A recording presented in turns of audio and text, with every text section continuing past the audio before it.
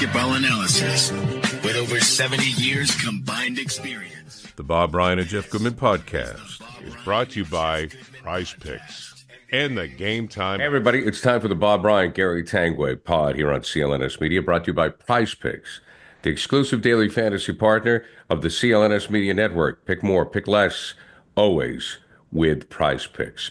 All right, Bob, we're going to start with the premier teams in the NBA right now, Cleveland and OKC. Your thoughts on the game, and I think you liked it because it was a return to yesteryear. I was looking forward to the game to see the matchup and to see, it just should have been a good game. Turned out it was lived up to the hype. It was two best games I've seen this year, and I really enjoyed the game as a basketball fan. But of course, you know what I love most about the game. It was basketball as I remember it. It was 1980s. There was no shot clock. It was two-handed set shots. No, no, and center jump after every basket too. Don't forget that. People don't realize that was the way basketball was played for a long time. And into the 30s and so. Well, anyway, it was a wonderful game. It was a great demonstration of the product. Everyone should be proud. The league should be beaming. And what I love the most is I got some numbers. The Cavaliers won at 129-122. There was a lot of back and forth until the very end. The Cavaliers shot 47 for 90, out of which 59% of their shots were twos and 42% of their shots were threes. They were 15 for 36 on threes, 47 for 32 for 54, 59% on from the floor on twos. The losing Thunder were 48 for 90 overall, 11 for 31, not that good, 3-point, 6-7 percentage, 63% 2-point shooting. The game was not dominated by the three. The three was part of the deal, and that's the way I'd like to see it. But I just think I'd like to showcase that game, and show that this is basketball. And I just thought it was a really, really good game. But I just love the breakdown. That's a very acceptable level of ratio balance between the twos and the threes. Who do you think's the better team, or do we know yet? We don't know yet. First of all, OKC is playing, and I'm guilty myself of saying, oh, they're playing without Holmgren, which is true. They're also playing lately without Caruso. And, Alex Caruso has turned out to be one of the more interesting adjunct players in the NBA, a defensive specialist who can make an occasional three. And he's not playing right now. Holmgren is a premier rim protector. Their best is not their best is way down the road. Their best is yet to come, to borrow from Cy Coleman and Tony Bennett. So I think there's nothing definitive that we make out of this in terms of people want to make a big deal out of it. No, I'm not worried about how this game reflects what's going to happen in April or May. Right. I was just happy to watch a game in January that was enjoyable, that was basketball as it should be, that was well worth your 2.5 hours, and it was. And I'm really pleased with it. Who's better right now? If they had a 7-game series, I'm pretty sure Cleveland would win. All right, right now, given the composition of the OKC roster. But presumably, this will not be the roster if and when they meet in June. And if they do, I hope everybody's healthy as always. And Holmgren is an integral part of the deal. I think they're playing very well, surviving very well without him. But much like the Celtics and Porzingis last year, and even this year, they got to have that guy to be, to be everything they can be. When we take a look at how the Celtics have been too lenient on the three, and you look at the way these two teams played, I wonder if the three-point shot is becoming a lazy man's version of basketball. Very good point. I think it's, it just seems to be a given. That's a great way of putting it. I like that. To me, I call it the Darryl Morfication of basketball. It's simply the idea that three's better than two, period. You do the math and obviously, I understand what they're saying with that. But my problem is not just the aesthetics. It is the aesthetics. You don't want basketball to turn into a three-point shooting contest. Right. Number one. But number two, the efficiency. Once again, I'm going to repeat. Cleveland in winning this game shot 59% on twos. 59. Right. OKC in losing shot 63. And out of a game that was 129-122.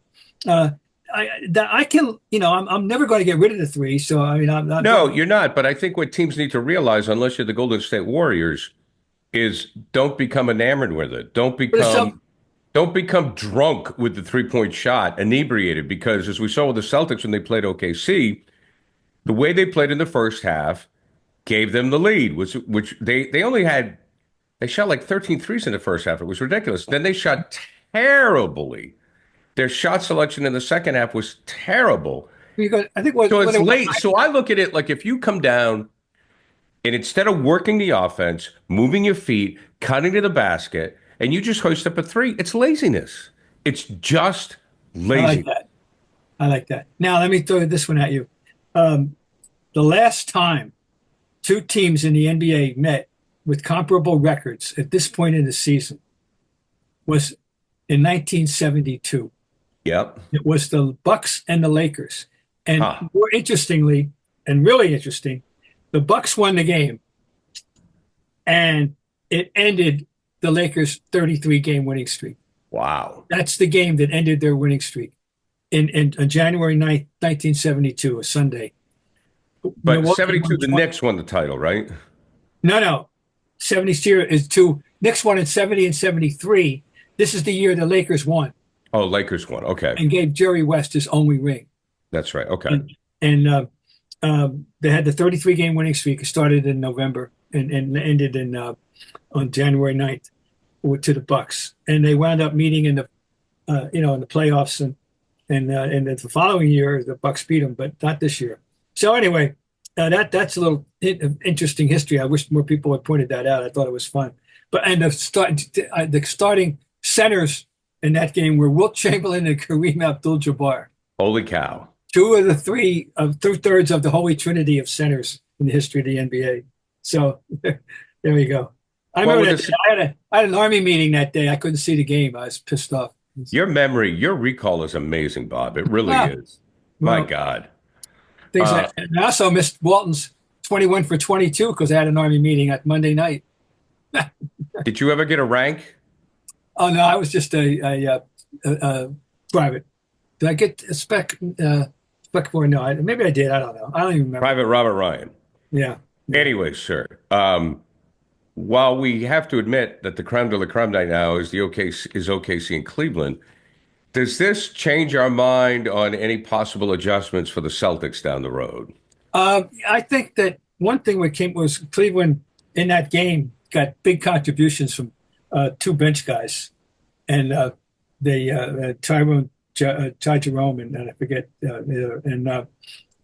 I've been pompously saying the Celtics have the best 1 to 5, best 1 to 8, and the best 1 to 10. Well, at the moment, that's not true.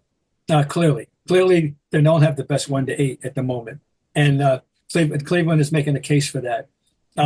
Very definitely.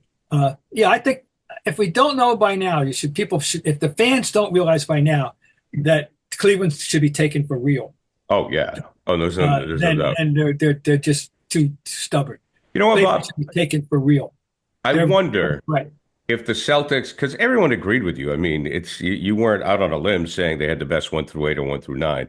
I wonder if right now they don't have the best 1 through 8 or 9 because the first 5 are not playing that well.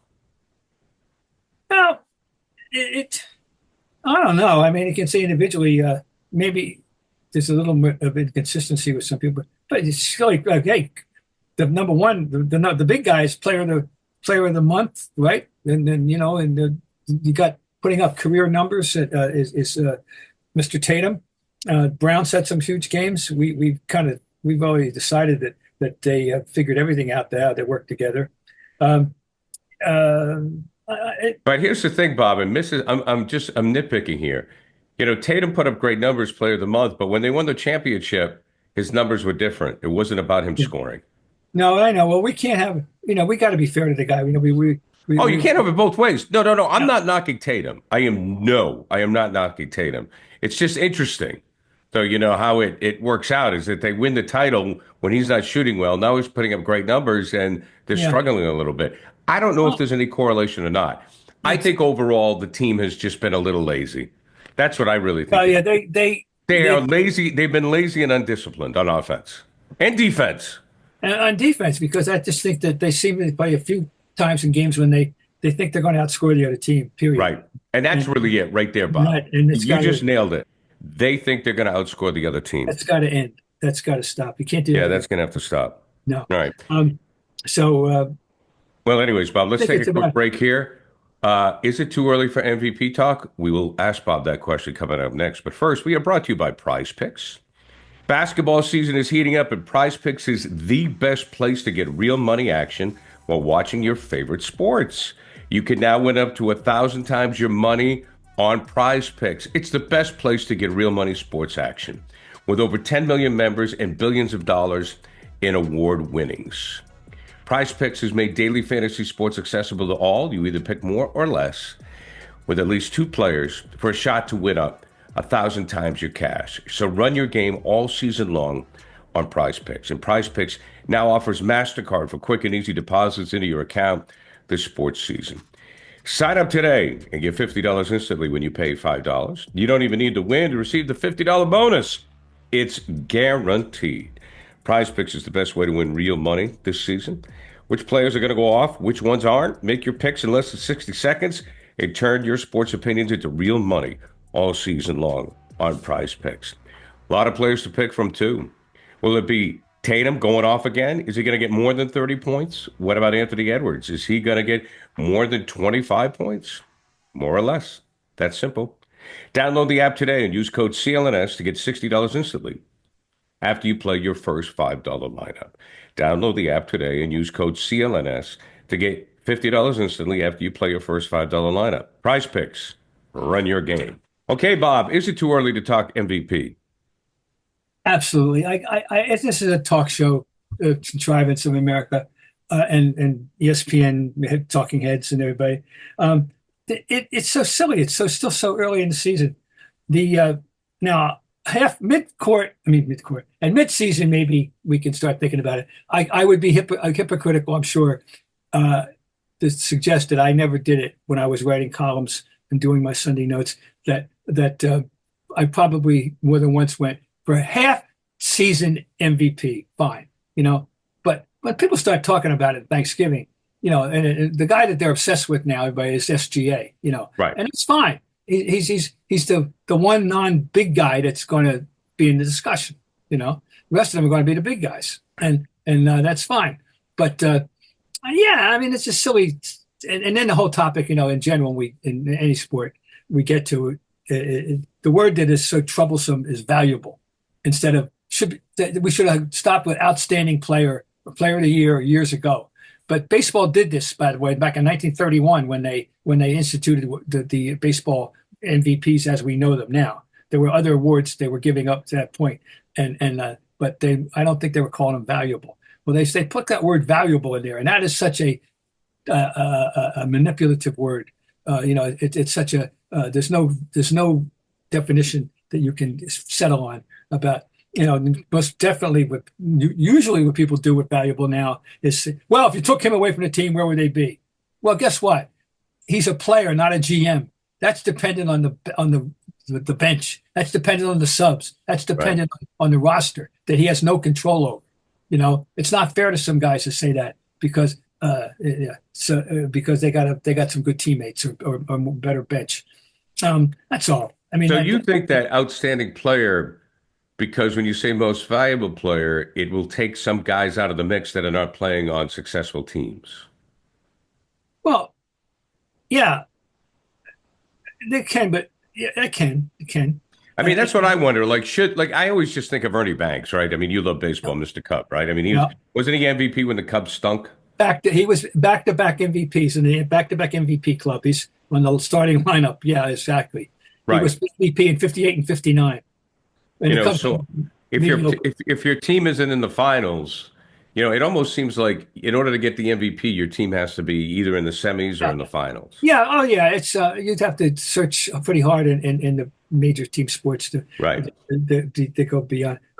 Back, baseball used to be more open-minded. Back in 1952, the MVPs were both pitchers from a fourth-place team. But one of them was Bobby Shantz was the American League MVP in 1952, 24-7 record for a fourth-place team.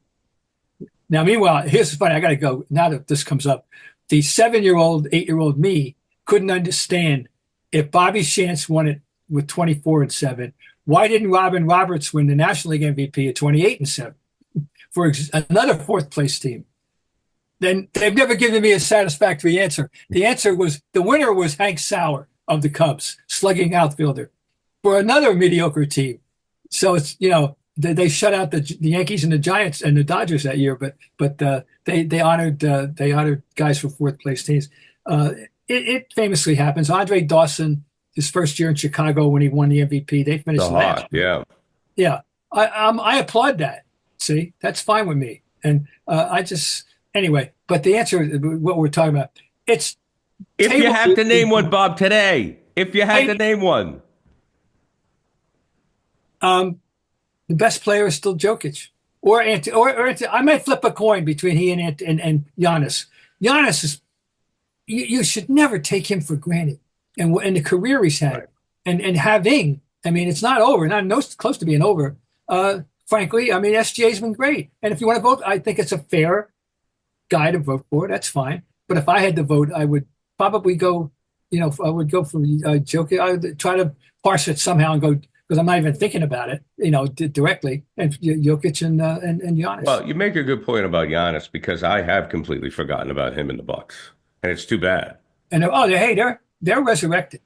They're back in that mix. Okay, now Lillard is whatever was going on, whatever was not where it wasn't meshing. It's starting to now. Lillard seems much more comfortable right now this year, and it wasn't last year. There's no question. And they missed Holiday, there's no doubt. And Lillard wasn't Holiday; he was a different kind of player. But take the Bucks seriously to be a legitimate playoff team, nobody's one of my standards references. I go, nobody's going to go, oh goody goody, we're playing the Bucks. You're not going to do that, right? You're going to respect them. So some guys throughout their career are known as starters and known as the man. But then later on, they find a role coming off the bench. And I'm trying to think, Kevin McHale came off the bench before Max got traded. And the Celtics certainly had the sixth man of the year. I don't recall, I'm sure you do, other players who have come off the bench and certainly played better or had a new career coming off the bench. I don't know if Carmelo came off the bench at the end of his career or not. But Bradley Beal is a guy you'd like. Bradley Beal's hilarious. He's been demoted in his mind, I know, and the Suns are trying to get themselves together. And here's the most interesting thing: that division.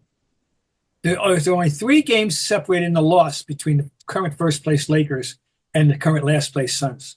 So they're thinking, hey, we're not out of anything. Right. We haven't been playing the way we want to play, but we got plenty of time to figure it out in that division.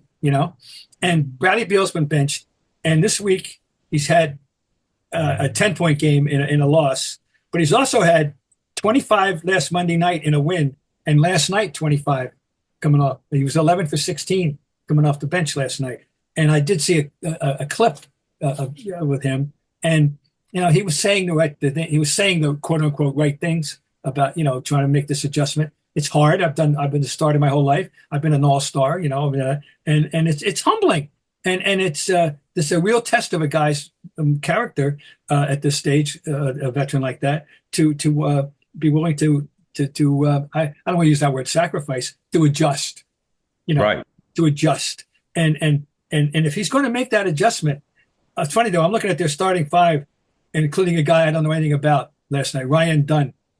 You know anything about Ryan Dunn? I do not. I looked him up. He's 6'9" out of Virginia. I barely remember him. Anyway, Tyus Jones, who has been having a quiet and effective career. He's a very good turnover to assist guy, by the way.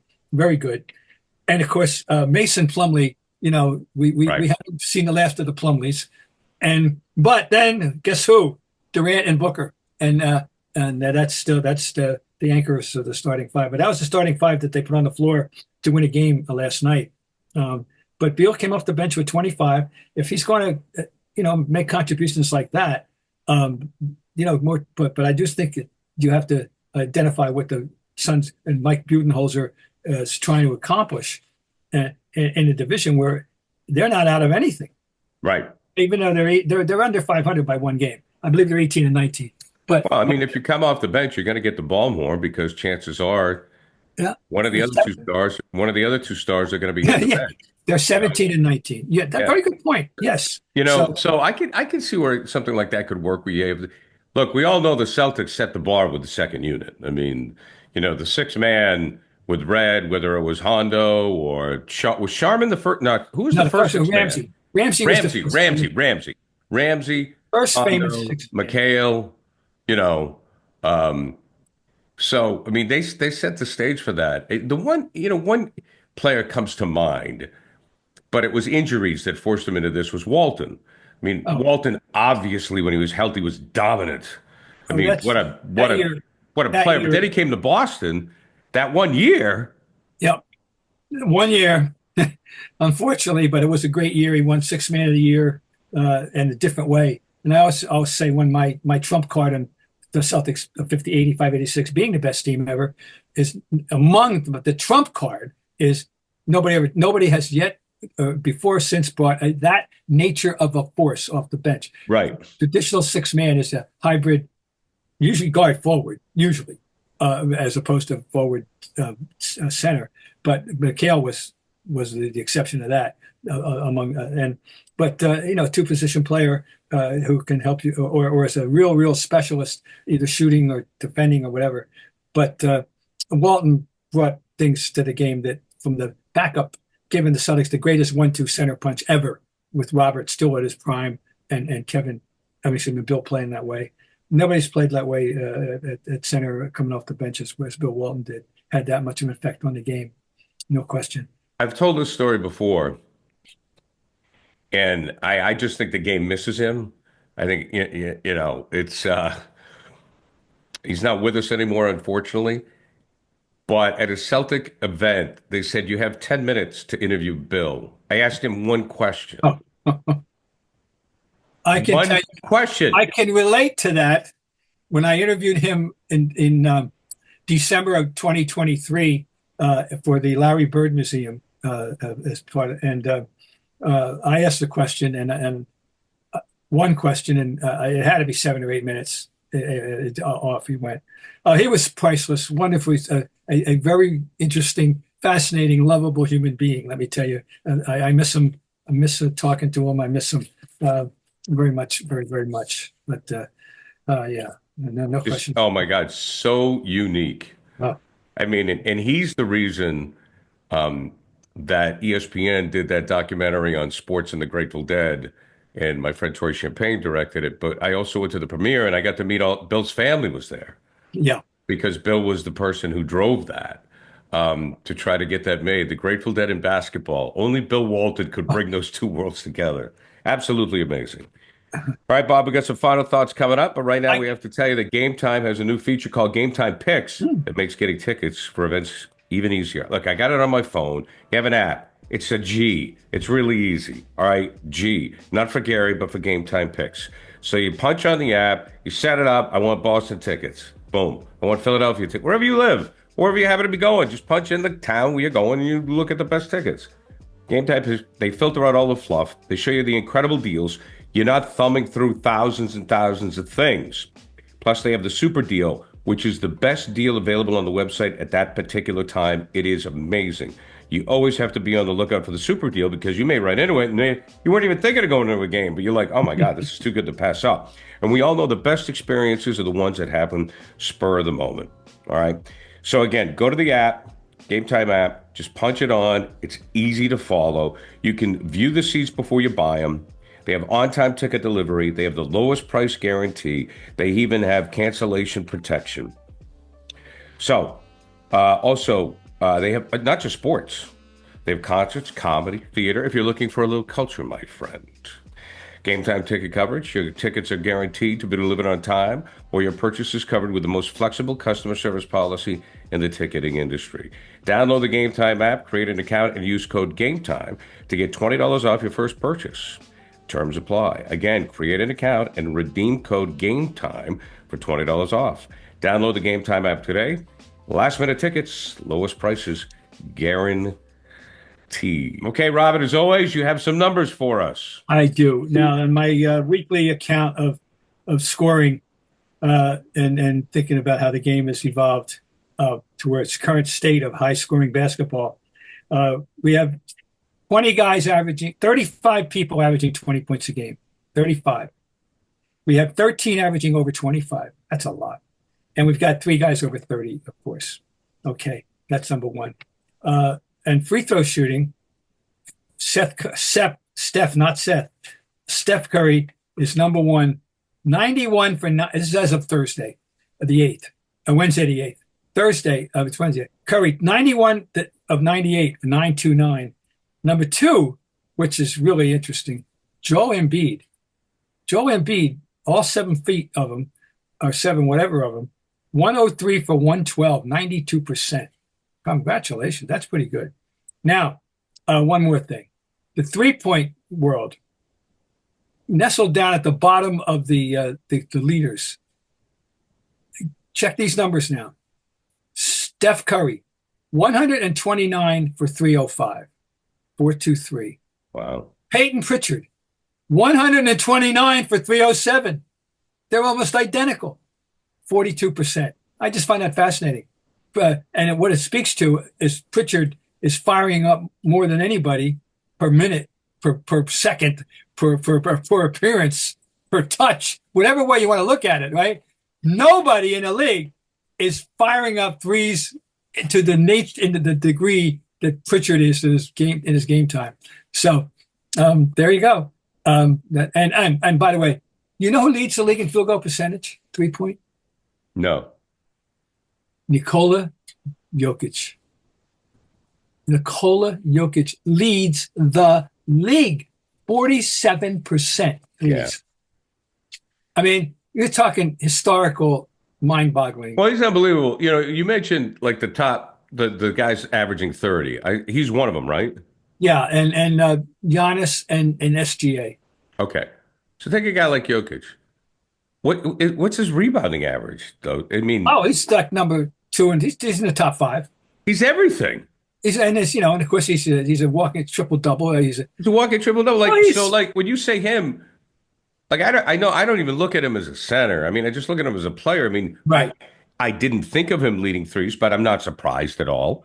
And then you look at the numbers and you go 10 rebounds, 8 assists. I mean, he's just he's everything. He is such he's a pure basketball player. I keep pointing out, he does that game at his pace.